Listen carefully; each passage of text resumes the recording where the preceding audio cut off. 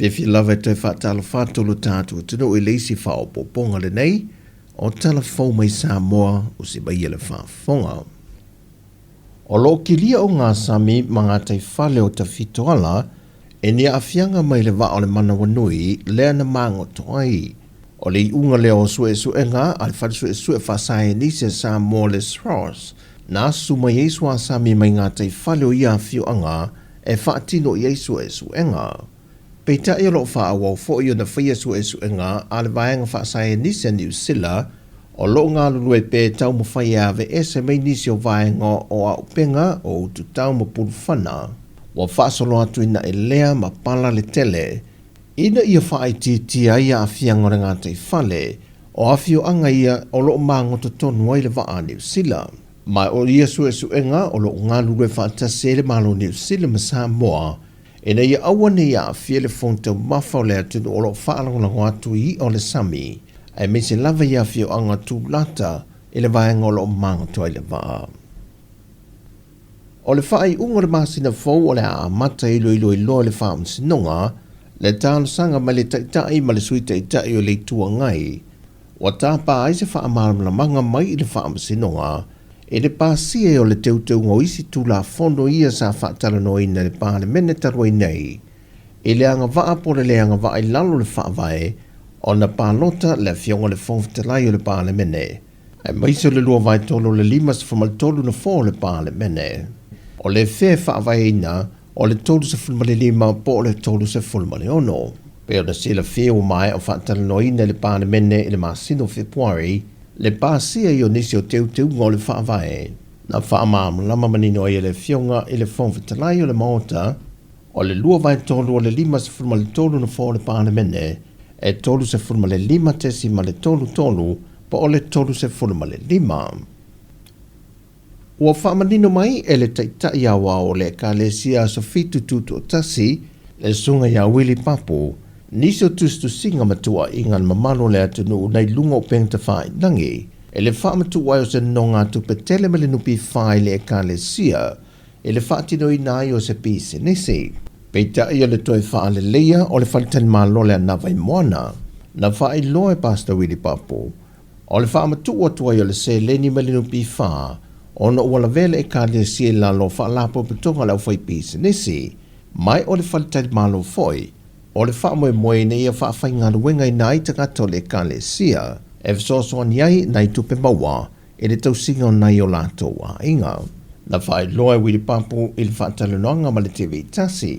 Le long lena faile no pi fa ia e fai ai le hotel nei o le meu tupu mo tele tupe wa alu nei e fai ina ia sui ai wal me sai ai sa suetupe e tongi ele hotel anu fai atu le nala nei na fai le hotel o le suenga o seisia wala investa ile lotu ina ia o tue whaina me o whapapa ma. A le ho whalonga mai o tue whai whapa. E le o te ena fuil te tai o le ka le siano no ngā tupe, ma aita lafutu uolo i aile te minei. O le loan le sa whai. O lopa e tue lua aso le pe o whatoa le o le fitu masina le pi hainai. Ia e iei fwoi la loan le e le depositing o le limas se la wafe le ana whai ai le hotel. O te iloa, o loo iai a mea o whaatau, ina ia pay off ai umana mea. Le ala wala tala ta wai foi le plan. E umal tau sanga nei, mo e vai le swinga wai ai, le kālesia. Because e tai au i le, e o watu i po le fitu se lau miliona me tō tino loto. Pay off u malawa. Au manatu, wana anta tio nei mea. Au le lava e whaatau whapapare e kālesia.